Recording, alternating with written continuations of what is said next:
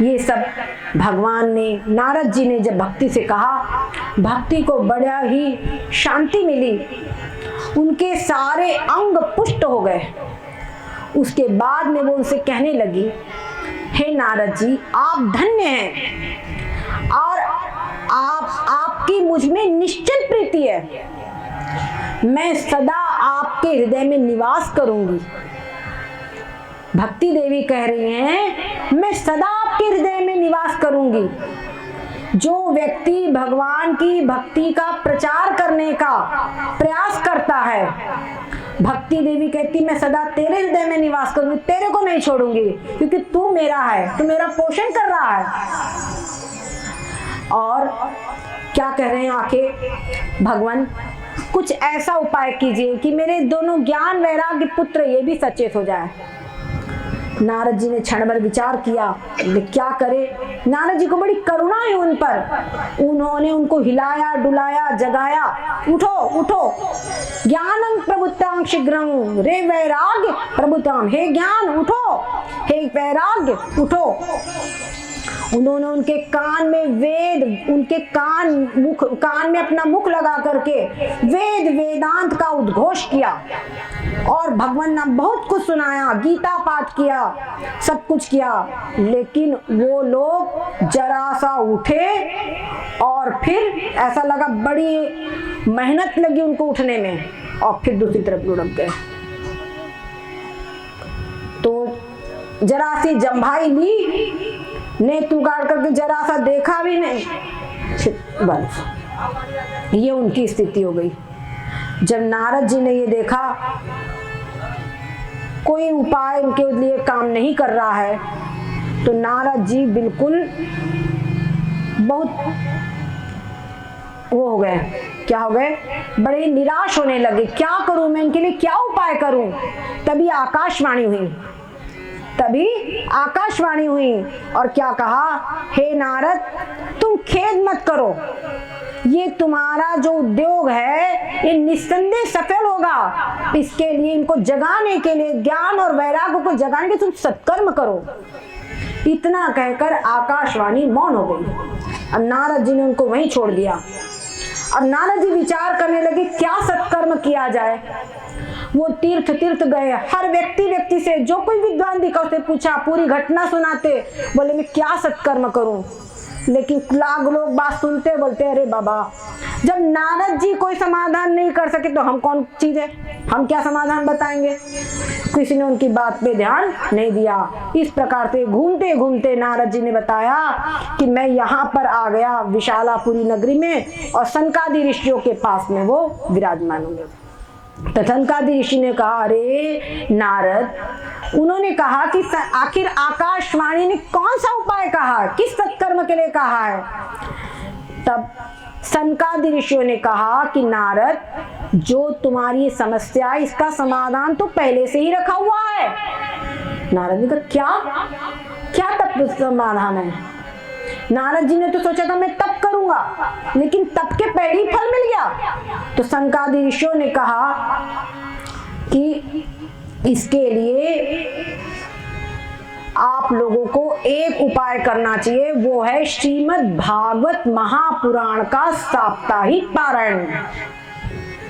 नारद जी ने कहा, मैंने उनके कानों में वेद वेदांत गीता पाठ सब कुछ किया, और आखिर जो श्रीमद् भागवत है उनमें यही सब कुछ तो है, इससे बढ़कर क्या है। तो उन्होंने कहा, बात सही है तुम्हारी, वो बात सही है, लेकिन वेदोपनिषदां सारात् जाता भागवती कथा अत्युत्तमा ततो भाति पृथक भूता फलाकृति।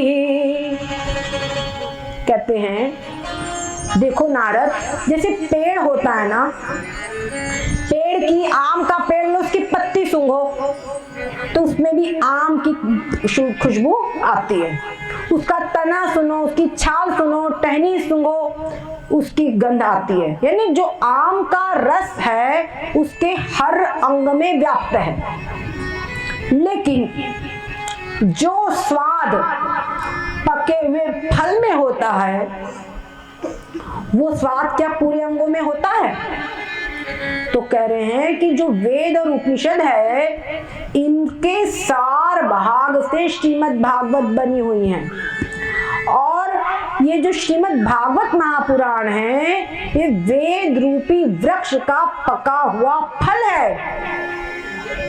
अब कहते हैं देखो, जैसे दूध है तो दूध के अंदर में घी पूरे दूध में व्याप्त होता है, लेकिन उसको मथ लो, उसकी विशेष प्रक्रिया के अंदर उसका मक्खन निकाल लो तो क्या है वो सार भाग है ना। उसके अंदर में जो पोषण देने की क्षमता होती है वो कुछ और ही होती है।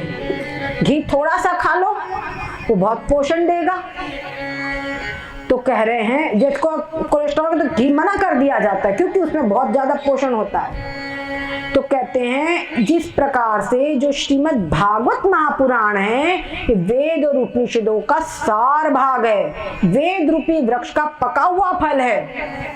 इसको अवश्य ही आप सुनाइए और इसके आयोजन कीजिए। श्रीमद् भागवत के सप्ताह पारायण का आयोजन कीजिए, इससे उनका अवश्य ही कल्याण होगा। इससे ज्ञान, वैराग्य और भक्ति तीनों को पोषण प्राप्त हो जाएगा।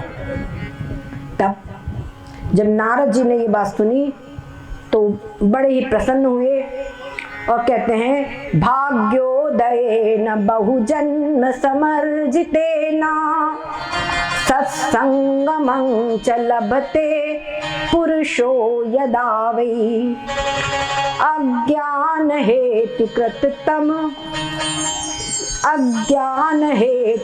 मोह महदान्धकार नाशं विधाय हि तदोदयते विवेक। कहते हैं जब किसी का बड़ा भाग्य उदय होता है तब आप जैसे महापुरुषों का दर्शन होता है और उसके हृदय में अज्ञान से उत्पन्न मोह और मद रूप अंधकार का नाश करके विवेक की उत्पत्ति होती है। अब नारद जी ने बिल्कुल निश्चय कर लिया ज्ञान यज्ञं करिष्यामि, कि मैं ज्ञान यज्ञ करूंगा। ये जो यज्ञ होते हैं वो कर्म यज्ञ होते हैं, पर ये जो श्रीमद् भागवत है ये ज्ञान यज्ञ है। लिखा ना श्रीमद् भागवत कथा ज्ञान यज्ञ, तो ये ज्ञान यज्ञ मैं करूंगा, ऐसा नारद जी ने निश्चय किया और उन्होंने पूर्ण रूपेण इसकी व्यवस्था करने के लिए सनकादि से कहा क्या हमको करना चाहिए। सनकादि ने कहा हरिद्वार के पास आनंद नाम का एक घाट है, वहां अनेकों ऋषि रहते हैं, वहां सिद्ध लोग भी इसका सेवन करते हैं, वही उस स्थान इस कथा के लिए बड़ा ही उत्तम है, वहीं पर आप इस कथा का आयोजन कीजिए। अब क्या था, सारे तीनों लोकों में हल्ला हो गया, श्रीमद् भागवत होने वाली है। जैसे मालूम हो जाए यहाँ रसगुल्ला बंटने वाले हैं, केला बंटने, सारे गांव के बच्चे जमा है ना। तो जैसे सारे गांव के बच्चा रसगुल्ला सुनकर के जमा होते हैं, वैसे ही श्रीमद् भागवत होने वाली है। ये सुनकर के तीनों लोकों में जो महापुरुष थे, भगवत भक्त थे, ऋषि मुनि थे, समझ गए, जिज्ञासु थे, सब आकर के इकट्ठा हो गए। कथा कौन सुनाएगा ये बात की बात है, सुनने के लिए पहले ही सब इकट्ठा हो गए। क्या लगते है, श्रीमद् भागवत पीयूष पानाए रस लंपटा। लंपट, लंपट शब्द क्या होता है बोलो, लंपट शब्द का अर्थ क्या होता है बोलो, मालूम है कि नहीं लंपट शब्द? लंपट यानी जैसे तैसे बस मिल जाए हमको, एक बार मिले तो भी चाहिए, बहुत उसमें ज्यादा आसक्त होना, बहुत आसक्त होना। तो वैसे ही जो श्रीमद् भागवत के रस को प्राप्त करने के लिए लंपट है, भगवत भक्ति के रस में जो लंपट है, ऐसे लोग तुरंत दौड़े दौड़े वहां आ गए। कौन कौन आए उसमें जरा नाम सुन लो, नाम सुन लो। कोई सोचता है अरे श्रीमद् भागवत मैं गरीब आदमी सुन रहा हूँ, अरे मैं छोटा बच्चा में सुन रहा हूँ, मैं नीच जाति का हूं मैं सुन रहा हूँ। तो आप देखो कौन कौन सुन रहा है। यहाँ पर भृगुजी, वशिष्ठ, च्यवन, गौतम, मेधातिथि, देवल, देवरात, परशुराम, विश्वामित्र, मार्कंडे, दत्तात्रेय, पिपलाद, व्यास जी स्वयं, भगवान वेदव्यास जी स्वयं, पराशर, शुक जी, छायाशुक, जाजली, जन्नू, सारे ऋषि मुनि कोई अपने धाम में नहीं रह गया, सब वहां उपस्थित हो गए। जब सब वहां पर उपस्थित हो गए तब वहां पर नारद जी ने सबसे पहले श्रीमद् भागवत महापुराण सुनाने के लिए सनकादि ऋषियों का भागवत के व्यास जी के रूप में, वक्ता के रूप में उनका चयन किया मतलब उनको स्वीकार किया, उनका वर्ण किया और उनको प्रणाम किया और श्रीमद् भागवत महापुराण बस ये सुनाने लगे। यस्त श्रवण कुमार जी वो कह रहे हैं, जब कथा हो रही थी तो देवताओं ने बोले हम कुछ नहीं कर सकते तो चलो यहाँ पे कल्प वृक्ष के फूल ही बरसाए, फूल बरसाने लगे। हर एक व्यक्ति ने जिससे जो बन पड़ा वो सहयोग किया। किसी ने दरिया उठा के ले आया, किसी ने पंडाल ले आया। अभी यहाँ होता है ना, जिसके यहाँ जो होता हम देखते उठा लाता है, कथा में जरूरत है दौड़े अपने घर उठा लाए, किसे पूछना नहीं है, फट से उठा लाए। तो जब ऐसा होता है तो वहां भगवान की भक्ति बढ़ती है, क्या समझे? जब उत्साह, सबके मन में परम उत्साह होता है तो हृदय में भक्ति का प्रवेश होता है। उत्साह के द्वारा ये नहीं सोचना किसका क्या है, भगवान की कथा होगी, हम भगवान का कार्य कर रहे हैं। जैसे माला बनाते हैं तो हमारे मन में रहता है भगवान के लिए माला बना रहे हैं, वैसे ही घर से चौकी उठा लाए भगवान के लिए ला रहे हैं। घर से जो यहाँ गंदा है सफाई कर दो फटाफट, ये किसके लिए कर रहे हैं? भगवान के लिए कर रहे हैं। तो हर घर, वैसे घर के कार्य में भगवान के लिए कर रहे हैं तो ये हमारा निष्काम कर्मयोग हो जाता है और ये हमारे को कल्याण करने वाला हो जाता है। आगे कहते हैं,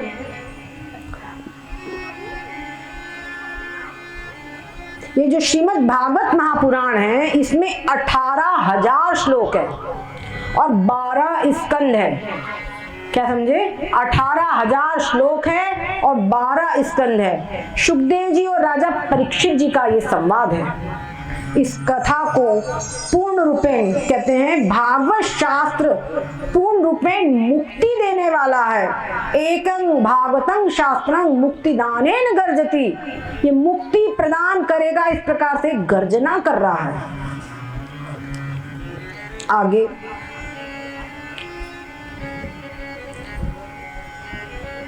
जो श्रीमद् भागवत है इसको सुनने से जो फल, रासो यज्ञ, अश्वमेध यज्ञ आदि को सुनने से जो फल प्राप्त नहीं होता वो भी श्रीमद् भागवत को श्रवण से प्राप्त हो जाता है।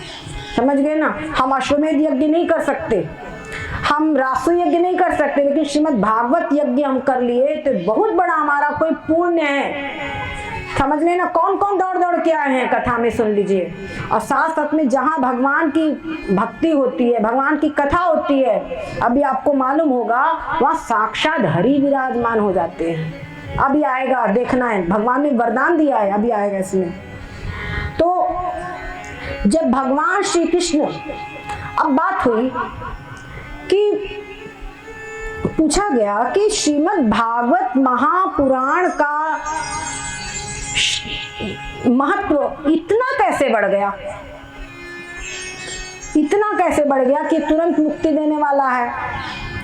तो कह रहे हैं बात यह है कि जिस समय पर श्री भगवान श्री कृष्णचंद्र जी इस धराधाम को छोड़ करके जाने लगे, उनका समय हो गया कि अब हमको धराधाम छोड़ना है। तो उद्धव जी ने उनसे कहा, गोविंद अब आप तो अपने भक्तों के कार्य को करके अपने धाम पधारना चाहते हैं, पर ये बताइए, मेरे मन में बहुत बड़ी चिंता ये हो रही है कि आपके परम धाम जाने के बाद में कलिकाल आया है, तुरंत आ जाएगा, कलिकाल तुरंत आ जाएगा, फिर से संसार में अनेक दुष्ट प्रकट हो जाएंगे। उस समय पर गो रूपिणी जो पृथ्वी है वो किसकी शरण में जाएगी? अभी तो आपकी शरण में आई थी तो आपने श्री कृष्ण का रूप धारण किया था, लेकिन फिर जो पृथ्वी हो किसकी शरण में जाएगी? और कमल नयन, मेरे को इन भक्तों, ये जो आपके भक्त हैं, इनका अवलंबन कौन होगा, इनका आश्रय कौन होगा, ये किसकी शरण लेंगे, इनका आधार क्या होगा? तब भगवान श्री कृष्णचंद्र जी ने विचार किया। उद्धव जी जो थे ये बृहस्पति जी के पुत्र थे, बृहस्पति जी के शिष्य थे और ये भगवान श्री कृष्ण के महान भक्त थे। जब बचपन में खेलते थे तो भगवान की ही सब जगह दर्शन करते थे, भगवान की लीलाएं इन्हीं का खेलन करते थे। और जब भगवान ने फिर विचार किया इस बात पर, तो उन्होंने जो अपना स्वरूप है क्या वो अपने तेज को उन्होंने श्रीमद् भागवत में रख दिया और स्वयं उसमें शब्द रूप मूर्ति में अवांगमयी मूर्ति के रूप में प्रविष्ट हो गए। इस श्रीमद् भागवत में अपने तेज से प्रविष्ट हो गए। तो जो श्रीमद् भागवत है ना, ये श्रीमद् भागवत महापुराण भगवान की वांगमयी मूर्ति है, शब्दमयी मूर्ति है। हमने अभी स्टार्टिंग में श्रवण किया था। तो जो श्रीमद् भागवत है ये समझ लीजिए भगवान साक्षात श्री कृष्णचंद्र जी का विग्रह है और हम चरणों की तरफ से चल रहे हैं, तो पहले उन्हीं का महत्व हम जान रहे हैं। अब इस प्रकार से कथा चल रही है। उसी समय सबने देखा, एक बड़ा ही आश्चर्य हुआ। क्या आश्चर्य हुआ? आश्चर्य होगा, आश्चर्य में कम समभूत तदानीं तदुच्यते संशृणु शौनकत्तम भक्ति सुतौ तौ तरुणौ गृहीत्वा प्रेमैकरूपा सहसा विरासित। भक्ति, तभी अचानक एक आश्चर्य हुआ। क्या हुआ कि भक्ति देवी अपने दोनों पुत्रों को लेकर के वहां पर आकर के प्रकट हो गई। उस समय पर भक्ति देवी के पुत्र भी युवा हो गए थे और भक्ति देवी के अंग में श्रीमद् भागवत के अर्थ जो थे वो आभूषण के रूप में वो पहने हुए थी और कह रही थी, श्री कृष्ण गोविंद हरे मुरारे, हे नाथ नारायण वासुदेवा। श्री कृष्ण गोविंद हरे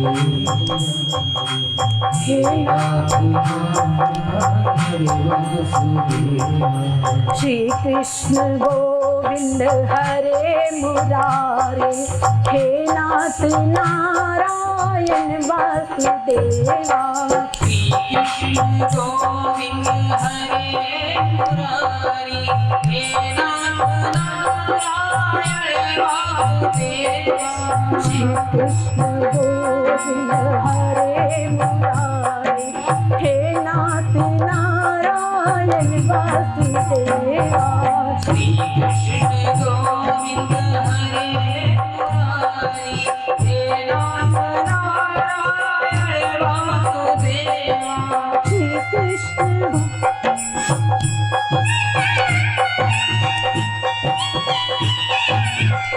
वासुदेवा।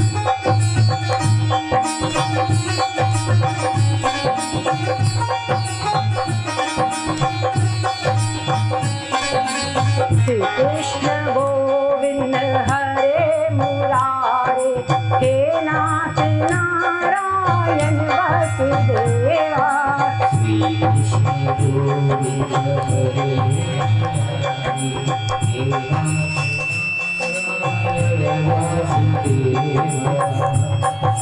हे नाथ नारायण वासुदेवा। हे नाथ नारायण वासुदेवा, हे नाथ नारायण वासुदेवा, हे नाथ नारायण वासुदेवा।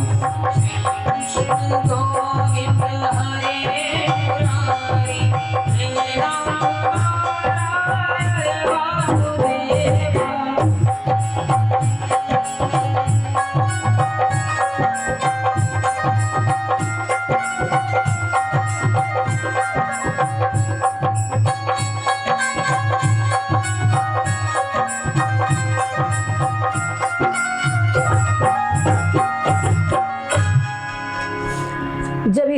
से भक्ति देवी आई तो सब लोगों में उसको पहचान नहीं पाए, सब थोड़ी पहचान पाए ना। तो आपस में कानाफूसी होने लगी, अरे कौन है ये, कहां से आ गई। सब में आपस में पूछने लगे ये कौन है, कहां से आ गई। तब सनकादि ने कहा, क्या कहा, ये भक्ति देवी है, ये भक्ति देवी है और अभी अभी कथा के अर्थ से यहां पर प्रकट हुई है। और जब उनकी बात सुनी, वो भक्ति देवी ने बड़े विनम्र भाव से सनकादि से कहा, क्या कहा, मैं क्या कहूं, मैं कलयुग में नष्ट प्राय हो गई थी, लेकिन आपने इस कथामृत से सींच करके मेरे को फिर से जीवन प्रदान कर दिया। आपकी कृपा से मेरे पुत्र भी युवा हो गए हैं। अब आप मेरे को रहने के लिए स्थान बताइए, मैं कहाँ रहूं, कहाँ मेरी सुरक्षा होगी। सनकादि ऋषियों ने कहा, आप जो हैं भक्तों के हृदय में निवास कीजिए। क्या स्थान दिया, आप भक्तों के हृदय में निवास कीजिए। जब भक्तों के हृदय में निवास आप करोगी तो भक्तों की सेवा, भक्तों की रक्षा भक्ति से और भक्ति की रक्षा भक्तों से। जंगल की रक्षा शेर से और शेर की रक्षा जंगल से। ऐसे हमारे ऋषि दूरदर्शी, उन्होंने उपाय बताया, उनको स्थान दिया कि आप भक्तों के हृदय में निवास कीजिए। इसीलिए कहते हैं, सकल भुवन मध्य निर्धनास्ते पिधन्या निवसति हृदयेषां श्री हरेर भक्ति रेका हरिरपि निज लोकम सर्वथा तो विहाय प्रविशति हृदि तेषां भक्ति सूत्र